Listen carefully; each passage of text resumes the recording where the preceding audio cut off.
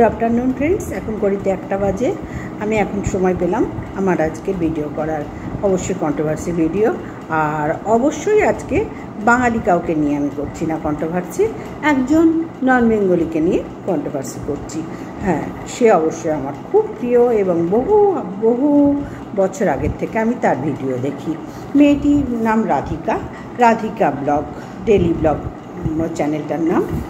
আর real life Radhika না হলে Radhika daily blog, এই টাইপের। মোট কথা রাধিকা মেয়েটার নাম, থাকে ঝাড়খণ্ডে। তার নিজের বাড়ি ছিল, বাড়ি শ্বশুরবাড়ির কাছেই নিজের, মানে ওইটা শ্বশুরবাড়ি। শ্বশুরবাড়িতে নিজেরা আলাদা থাকতো, স্বামী 2 সন্তান নিয়ে। এখন আরেকটি পুত্র সন্তান হয়েছে, মানে 2টো পুত্র সন্তান, একটি কন্যা সন্তান। বড় ছেলে আদিত্য এবং মেয়ের নাম আশি, আর ছোট ছেলের নাম আয়ান্স। তো আয়ান্স না হলে আয়ান্স তো বলছে, ঠিক খেয়াল করতে পারছি না ছোটোটার নাম, কিন্তু বড় দুটোর নাম জানি। এবং ওরা একটু বড় হয়ে গেছে, বড় বলতে বিরাট বড় ভেবো না, একটু বড় হয়েছে। তারা স্কুলে নিজেরাই যাতায়াত করতে পারে। তার বাবার, মানে রাধিকার হাজব্যান্ডের অটো আছে, সে অটো একজন ড্রাইভার, অটো চালক। এবং তাদের এইভাবেই আগাগোড়া সংসার চলছিল। তারপরে হঠাৎ একদিন রাধিকা সিদ্ধান্ত নিল যে ইউটিউব করবে, এবং সে তখন তাদের অবস্থা অত্যন্ত খারাপ ছিল। সেই সময় থেকে রাধিকা তার এই যে এখন যে বাড়িতে এসেছে, সেই বাড়িতে শ্বশুরবাড়ির সাথে বাড়িটা, সেই বাড়ির থেকেই তার প্রথম ভিডিও শুরু করে, ব্লগ ভিডিও শুরু করে। আমি তখন থেকেই রাধিকাকে, প্রথম ভিডিও থেকে রাধিকাকে, আমি রাধিকার ভিডিও আমি আগাগোড়া এখনও পর্যন্ত যদি কাউরির ভিডিও দেখার কথা বলো, তো আমি রাধিকার ভিডিও আজ 6 বছর ধরে কন্টিনিউয়াসলি দেখছি। কারণ আমার রাধিকাকে আর মাই ভিলেজ লাইফ টিনাকে খুব ভালো লাগতো, কিন্তু তারপরে টিনাদের ব্যাপারটা তো সবাই জানি আমরা। কিন্তু রাধিকার ভিডিও এত বছর ধরে আমি কিন্তু দেখা ছাড়িনি। সে ধরো আমার কোনো একটুখানি সময় হলো, একটুখানি এক ঝলক চোখ বুলিয়ে আমি অন্তত ছাড়ি। ও জমি কিনে ব্লগ করতে করতে তার অবস্থাটা একটু দাঁড়ালো। ছেলেমেয়েগুলো এখন একটু বড় হয়েছে, ছেলেমেয়ের পড়াশোনার খরচা, তারপরে ছোট ছেলেটাও হলো। এই 3টে বাচ্চা নিয়ে রাধিকা সত্যি সত্যি যদি কাউকে পরিশ্রমী মহিলা বলতে চায়, বলি তাহলে রাধিকাকে, রাধিকার নাম এক কথায় উল্লেখ করা যায়, রাধিকার নাম। তো রাধিকা সত্যি হার্ড ওয়ার্কিং লেডি, মানে বিশ্বাস করবে না তোমরা কী ধরনের পরিশ্রম করে 3টে বাচ্চার সামনে, কোনো হেল্পিং হ্যান্ড নেই। সে কীভাবে তার জায়গা থেকে, সেই নিডি জায়গা থেকে আজকে উঠে দাঁড়িয়েছে।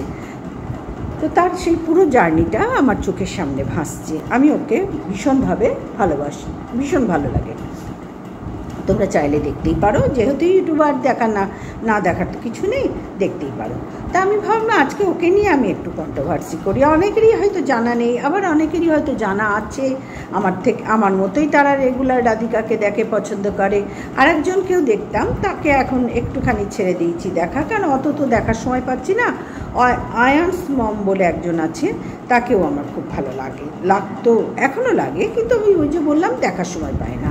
তো যাই হোক, রাধিকাকে নিয়ে বলছি আজকে। রাধিকার ভিডিও দেখলাম, সে এই ইউটিউব করেই আস্তে আস্তে আস্তে আস্তে তার শ্বশুরবাড়িতে, যে বাড়িটায় তারা আলাদা থাকে, শ্বশুরবাড়ির সাথে লাগোয়, সেইখানে খুব পরিশ্রম করেছে মেয়েটা। এবং খুব সমঝদার মেয়ে, খুব বোঝদার মেয়ে, খুব সাশ্রয়কারী মেয়ে। করে এইভাবে নিজের সংসারটাকে বাঁচিয়ে, ছেলে মেয়েদের মানুষ করে, একটু একটু করে অর্থ জমিয়ে সে একটা জায়গা কিনল। তার দরকার জায়গা কেনার, কারণ শ্বশুরবাড়ি তো হচ্ছে, কি বলবো, শ্বশুরবাড়ির সম্পত্তি তো সবাই ভাগ পাবে, তাই না? তা রাধিকার নিজের জন্য কিছু করার ওর আগাগোড়া খুব ইচ্ছা ছিল, এবং সে আস্তে আস্তে তাতে সফল হলো। ওরা দুজনে মিলে একটা জমি, তাদের এই যে বাড়িটায় এখন আবার উঠে এসেছে, শ্বশুরবাড়ির সাথে লাগোয়া বাড়িটায়, সেইখান থেকে বেশ কিছুটা দূরে একটা জমি কিনে সেখানে আস্তে আস্তে বাড়ি বানাতে শুরু করলো, এবং বাড়িটা কমপ্লিটও করলো। একতলা বাড়ি যদিও, আর সুন্দর বাড়িটা, খুব সুন্দর বাড়ি করেছে, এবং ফুল কমপ্লিট বাড়ি করেছে। তারপরে সেখানে গৃহপ্রবেশ করলো, তার বাবা মা আসলো, তার সেখানে গৃহপ্রবেশ হলো। কিন্তু সেই মুহূর্তে তার মনে হয় শ্বশুরবাড়ির শুধু শাশুড়িকে দেখা গিয়েছিল, আর একটা যাকে দেখা গিয়েছিল, আর কাউকে দেখা যায়নি। তো যাই হোক, তার গৃহপ্রবেশ হলো, রাধিকার গৃহপ্রবেশ করলো, করে সেখানে থাকা 2 বছর ধরে সেখানে থাকতে শুরু করলো। এবং এই বাড়িটা রাধিকা করেছিল লোন নিয়ে, ব্যাংক লোন নিয়ে, এবং এই লোনটা তাকে শোধ করতে হচ্ছে। আর 10 বছর ধরে এই লোনটার শোধের মেয়াদ ওদের আছে, 2 বছর শোধ করতে পেরেছে। তারপরে বুঝতেই পারছো 3য় নম্বর বাচ্চা হওয়াতে তাকেও স্কুলে ভর্তি করেছে, আয়ান্সকে স্কুলে ভর্তি করেছে। 3টে বাচ্চার স্কুল খরচা, খাওয়া দাওয়া, 5 জনের পেট ভরা, জামা কাপড়, একটা সংসার চালাতে যা যা লাগে বাচ্চাদের মানুষ করে, সবটা করে না এখন আর ওরা একদমই পেরে উঠছে না। এবার দেখো নন বেঙ্গলিদের মধ্যে না আছে, বাঙালিদের মধ্যেও তো আছে, নন বেঙ্গলিদের মধ্যে আছে, সব মানুষের মধ্যেই আছে, যে ওরা যখন যৌথ ফ্যামিলি, যৌথ বলতে আলাদা হাড়ি ছিল, সবাই আলাদা, কিন্তু যখন শ্বশুরবাড়িতে ছিল তখনও রাধিকার টর্চারিং হতো। মানে টর্চারিং মানে কি, মানে এই কথা কাটাকাটি, ঠেস মারা, এই ধরনের ব্যাপারগুলো ছিল। আর ইদানিং রাধিকা 2 বছর ধরে রাধিকা, মানে 2 বছর বলবো না, এত বছর ধরে মুখ বন্ধ করেছিল। মধ্যে মধ্যে দেখতাম ওর কান ফেটে গেছে, বলেছে পড়ে গেছি, এখানে ওখানে দাগ দেখা গেছে, এইরকম হয়। এরকম বাঙালি অবাঙালি বলে বলবো না, বাঙালিদের মধ্যেও হয়, বধূ নির্যাতন হয়েই যায়, এবং পুরুষ নির্যাতনও হয়। দুটো নির্যাতনই 2 পক্ষের লোকদেরই সাফার করতে হয়, শুধু এক পক্ষের না ভাই, 2 পক্ষের লোকদেরই সাফার করতে হয়। তো এখানে রাধিকা এত বছর ধরে কোনো কথা বলেনি, কারণ তার হাজব্যান্ডকে দেখেছি ভালো ছেলে, তার কথাবার্তা শুনতো, মানে স্বামী স্ত্রী যেরকম বন্ডিং থাকে সেটা সম্পূর্ণ ছিল, সুন্দরভাবে তারা সংসার করছিল। হঠাৎ তাদের এই লোন নেওয়াতে একটা আর্থিক সংকট দেখা দেয়, বিরাট আর্থিক সংকট দেখা দেয়। লোন তো শোধ করতেই হবে না, তোমার কিছু থাক না থাক, তুমি খাও কি না খাও সেটা ব্যাংক তো শুনবে না। মানে যেখান থেকে লোন নিয়েছে, আমি ব্যাংক বলছি, ব্যাংকটাই আসল মানে নয়, সে ব্যাংকের কথা বলেনি, আমি বলে ফেললাম, সেটা আমার ভুল হয়েছে, সে এখনও ডিক্লেয়ার করেনি। তো যেখান থেকেই লোন নিক, সে লোন সেখান থেকে তো তারা কোনো কথা শুনবে না, তাদের কিন্তু প্রত্যেক মাসে যেরম দেবার দিতেই হবে। তো রাধিকা এই বছর ধরে, এখন যেখানে রাধিকা বলছে 2-1টা ভিডিওতে, মধ্যেখানে 2 মাস ভিডিওও দেয়নি, আমি দেখতাম ভিডিও দেয়নি। তারপরে যখন দিয়েছে অনেক মন মরা থাকতো, তার হাজব্যান্ডকে অনেক কাল দেখিনি তার সাথে একসাথে থাকতে, সে চলে এসেছিলো এই বাড়িতে, এবং সে তার বাবা মার কথা মতো চলতে শুরু করলো। শ্বশুর শাশুড়ির কথা মতন যে পুরুষ মানুষরা চলে, সবাই কি খারাপ হয়? তাহলে আমার সন্তান যদি কোনো সময় আমার কথা মানে বিয়ের পরে, এখন যেরকম শুনছে বিয়ের পরে এরকমই যদি থাকে, তাহলে সে কি খারাপ? না, কখনো না, এটা ভাবা ভুল, কখনো না। আমরা কি চাইবো আমাদের সন্তানের ঘর ভাঙুক, তারা খারাপ থাকুক, আমরা সবাই খারাপ থাকি? তারা খারাপ থাকলে তো আমরাও খারাপ থাকবো, তাই না? সুতরাং এই ভাবনা চিন্তা কিন্তু বড্ড ভুল ভাবনা চিন্তা আমাদের অনেকের মধ্যেই আছে। তো সেখানে দাঁড়িয়ে আমি বলবো, রাধিকার বর, তার আবার অনেক বাবা মা আছে ছেলের কান ভাঙিয়ে বউয়ের থেকে আলাদা করে, এটাও আবার আছে, এবং এটা চির প্রচলিত প্রথা আছে। বউ খারাপ, আমরা সবাই ভালো, তোর বউ খারাপ, যাই করবে তোর বউ এই করেছে। আবার অনেক ঘরে আছে তোর বরটাই করেছে, তাই করেছে, মানে ওই দেখতে নারী চলন বাঁকা না কি একটা প্রবাদ বাক্য আছে, সেই টাইপের।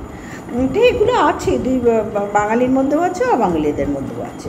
তো সেখানে দাঁড়িয়ে রাধিকার বর ইদানিং, রাধিকা যেটা বলছে, অবশ্যই রাধিকা যা বলছে ভিডিওতে তাইতে দাঁড়াচ্ছে যে রাধিকার বর তার বাবা মা শ্বশুর শাশুড়ি এখানে চলে এসেছে, পুরনো বাড়িটায়, সে এখানেই থাকছে, তার সাথে বেশ কয়েক মাস ধরে তাদের আমি দেখিনি, যে বললাম 2 মাস ধরে ভিডিও দিতে দেখিনি, মধ্যে মধ্যে একটা আধটা ছাড়তো, এবং ও টিনার মতোই খুবই ওই প্রমোশন ভিডিওগুলো খুব করে। তো ইদানিং একদম সবই বন্ধ হয়ে গেছে।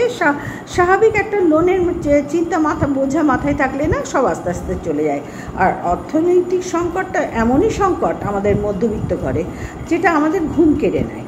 তুমি সেদ্ধ ভাত খেয়েও বেঁচে থাকতে পারবে, কিন্তু সন্তানরা, বাচ্চারা, তাদের স্কুল পড়াশোনা, তাদের স্কুলের মাইনে দেওয়া, টিউশন ফি দেওয়া, তাদের ঠিকমতো খেতে দেওয়া, এইসব সব দিকটা ম্যানেজ করতে গিয়ে না ওরা একটু নাজেহাল অবস্থায় পড়ে গেছে। এবং তার হাজব্যান্ড তার বাবা মার কাছে এসেছে এবং তার দেখা যাচ্ছে একটা ভিডিওতে রাধিকা দেখিয়েছে তার শ্বশুর শাশুড়ি মানে রাধিকার শ্বশুর শাশুড়ি তাকে অতিরিক্ত মারধর অত্যাচার করছে, কিন্তু পেছন থেকে তার হাজব্যান্ড এসে সাপোর্ট দিচ্ছে, এইটুকু পর্যন্ত দেখেছি। এবার দেখো রাধিকা বলছে আমি কন্ট্রোভার্সি চাইনি, তাহলে তো অনেক কাল আগেই আসতে পারতাম। রাধিকা মেয়েটা কিন্তু ভালো মেয়ে, কন্ট্রোভার্সি চাইছে না কি চাইছে সেটাই পরে আসছি, কিন্তু মেয়েটা ভালো মেয়ে, ওদের পরিবারটা ভালো, যা এত বছর দেখেছি ভালো, কিছুর মধ্যে নেই, কোনো ঝঞ্ঝাটের মধ্যে নেই। ডেলিও নিয়মিত ব্লগ যে শুরু করেছিল সেখান থেকে আজকে এই জায়গায় এসেছে। একটা মেয়ে কী অবস্থায় ছিল আর কী অবস্থায় এসে একটা বাড়ি করলো, জমি কিনলো, 3টে বাচ্চাকে মানুষ করছে। গতকাল তার ভিডিওতে শুনলাম সব যে এই যে বাচ্চাদের লেখাপড়া এমনকি দুধ আনার পয়সা পর্যন্ত তার এই ইউটিউব যে পয়সার থেকেই হয়। তার হাজব্যান্ড এখন কিচ্ছু পয়সা দিচ্ছে না এবং এর জন্যই শ্বশুর শাশুড়ির অত্যাচার 3 গুণ বেড়ে গেছে। হাজব্যান্ডও মধ্যে মধ্যে গায়ে হাত তুলছে, আগেও তুলেছে এখনও তুলছে, যা রাধিকা গতকাল ভিডিওতে বলল, এবং এর জন্য তারা আইনের দ্বারস্থ হয়েছে এবং তার বাবা মাও এসেছে, রাধিকার বাবা মা সবাই মিলে গতকাল দেখিয়েছে রাধিকা বাচ্চাটাকে নিয়ে কোর্টে যাচ্ছে এবং যা অবস্থায় গেছে দেখে খুবই খারাপ লেগেছে, খুবই খারাপ লেগেছে। এবং সেখানে তার বাবা মা এসে তার জামাইকে বুঝিয়েছে, দেখো নন বেঙ্গলিদের মধ্যে না জামাইকে খুব আদর যত্ন করে, বাঙালিদের মধ্যে অবশ্যই আছে, কিন্তু নন বেঙ্গলিদের মধ্যে না আদর যত্নের লেভেলটা আলাদা আমি দেখেছি, কারণ আমরাও ছোটোবেলায় না নন বেঙ্গলি এরিয়ায় বড় হয়েছি। আমার বাপের বাড়ি নন বেঙ্গলি এরিয়ায়, তাদের আমরা চোখের সামনে দেখেছি, তাদের আদর যত্ন আলাদা, আমাদের আদর যত্ন আলাদা। তাদের জামাই আসলে মানে ঠাকুর যেরকম থাকে আমাদের ঘরের বাড়িতে ঠিক ওই টাইপের থাকতো। তো সেখানেও রাধিকার যখন সে বাপের বাড়ি যেত তখন তার আলাদা খাতির যত্ন করতো তার মা, সবাই মিলে, বাবা, 2 ভাই 2 বোন। ওরা ছোটো ভাইটারও ভেরি রিসেন্ট বিয়ে হয়ে গেছে, ওরা দিল্লিতে থাকে 2 ভাই মোটামুটি বলে দিলাম। আর রাধিকার দিদিরও 3টে বাচ্চা, তারও ফ্ল্যাট আছে, সবই আছে। সেও ইউটিউবার, মনীষা, রাধিকার দিদি না মনীষা, সেও ইউটিউবার, রাধিকার পরে এসেছে ইউটিউবে। তো যাই হোক, এবার গতকাল দেখলাম সত্যি যখন যাচ্ছে থানায় বললো তখন সত্যি খুব খারাপ লাগলো, মনটা ভীষণ খারাপ লাগলো। এবং এসে যখন ফিরে এসে বাড়িতে যখন বললো যে আমি খুব ভালো ছিলাম, এরা আমাকে দুর্বল ভেবেছিল আমি কিছুই করতে পারবো না, এই মার খেতে খেতে খেতে খেতে এত বছর পর আমি মুখ খুলেছি, আর যখন মুখ খুলেইছি তখন আমি সবটা বলবো আপনাদের কাছে, কিন্তু কেউ ভাববেন না যে আমি কন্ট্রোভার্সির জন্য বলছি। এটা হচ্ছে রাধিকার বক্তব্য। এখন আমাকে কেউ একটা চর মারলে আমি তাকে উল্টে 10টা চর মারবো, আমাকে 2টো গালাগালি দিলে আমি 10টা গালাগালি দেবো, একটা গালাগালি দিলে আমি 2টো গালাগালি দেবো। এটা সম্পূর্ণ রাধিকার বক্তব্য, আমি তোমাদের কাছে বলছি। তোমরা পারলে ভিডিওটা দেখে নিও এবং যার যার মনে হবে তাকে নিয়ে বলার তাকে নিয়ে বলবে, নেগেটিভ পজিটিভ 2 পক্ষেই বলতে পারো। আমরা কন্ট্রোভার্সি ক্রিয়েটার, আমরা এগুলো করতেই পারি, আমাদের কাজই এই করার। কিন্তু আজকে আমি কন্ট্রোভার্সিতে রাধিকাকে না নেগেটিভ বলবো না পজিটিভ বলবো, আজকে আমি ওভারঅল ওর সম্বন্ধে তোমাদের দিলাম। তোমরা অনেকেই জানো, আমার থেকে ভালোই হয়তো জানো, তবু আমি যেটুকু আমার মনে হলো দেওয়ার তোমাদের সামনে তাই দিলাম। আমি ভেবেছিলাম এই ভিডিওটা আমি হিন্দিতেই করব, রাধিকাকে নিয়ে কন্ট্রোভার্সিটা আমি হিন্দিতেই করব, কারণ এটুকু মোটামুটি হিন্দি আমি আয়ত্ত করতে পেরেছি এতকালে। যে তোমাদের বললাম না নন বেঙ্গলি এরিয়ায় থাকতাম, এটুকু পারার মতন।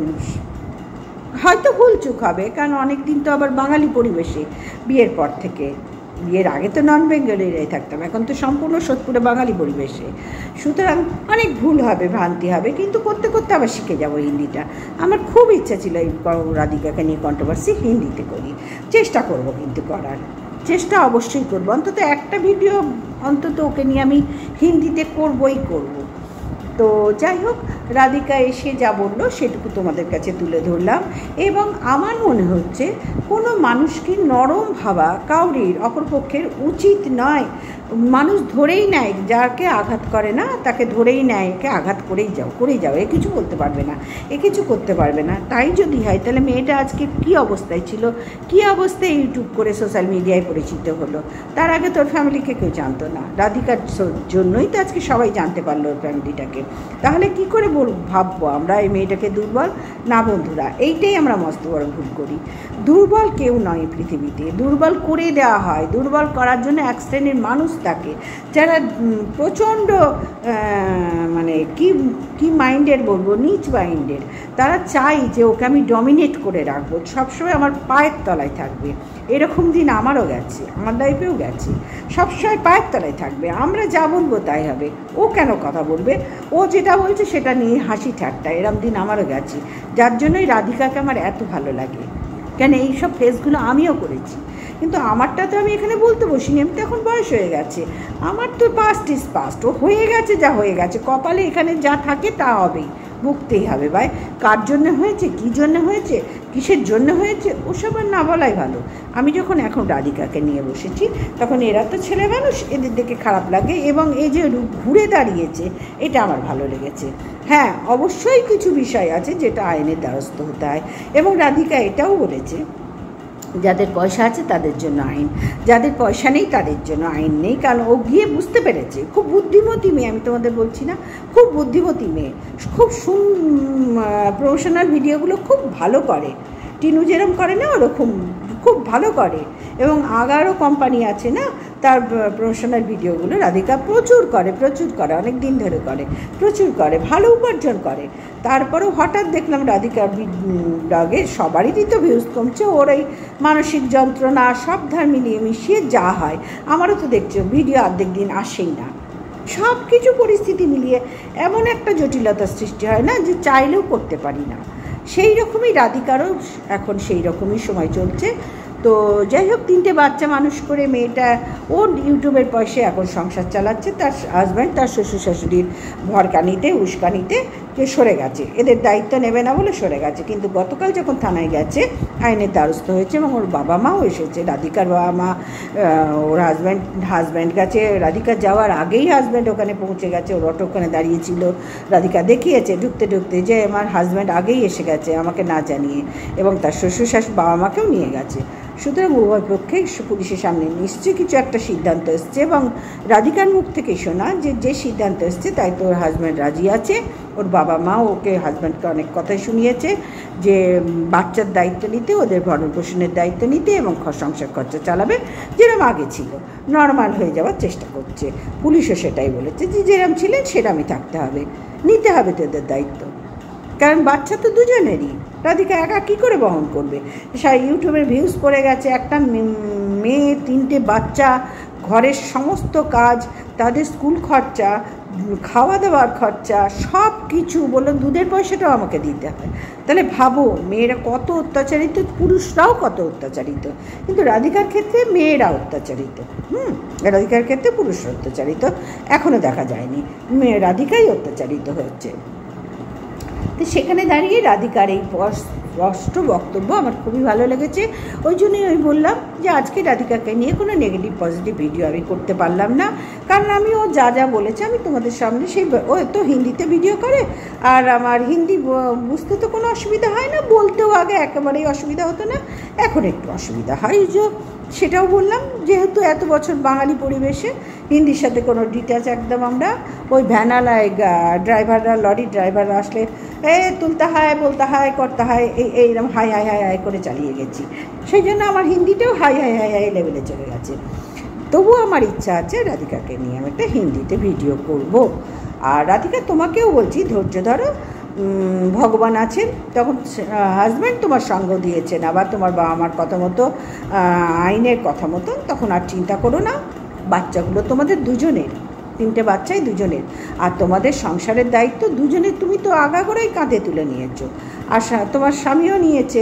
সুতরাং মধ্যেখানে যে ফাটল ধরেছিল সেটা আবার ঠিক হয়ে যাবে, চিন্তা করো না। আর আমি অবশ্যই তোমাকে নিয়ে কন্ট্রোভার্সি শুরু করেছি, তোমাকে নিয়ে আমি কন্ট্রোভার্সি করব। এরপরে চিন্তা করব তোমাকে নিয়ে পজিটিভ কন্ট্রোভার্সি করার। এবার নেগেটিভ কন্ট্রোভার্সি যারা করবে তারা করবে, কিন্তু আমি তোমাকে নিয়ে মোটামুটি পজিটিভ কন্ট্রোভার্সি করার এখনও সিদ্ধান্ত নিইনি। ওই জন্য আজকের ভিডিওতে আমি পজিটিভ নেগেটিভ কোনোটাই ডিক্লেয়ার করলাম না। পরে তোমার ভিডিও দেখার উপরে নির্ভর করবে আমি তোমাকে নিয়ে পজিটিভ করব না নেগেটিভ করব। ঠিক আছে? সবাই বন্ধুরা ভালো থেকো, সুস্থ থেকো।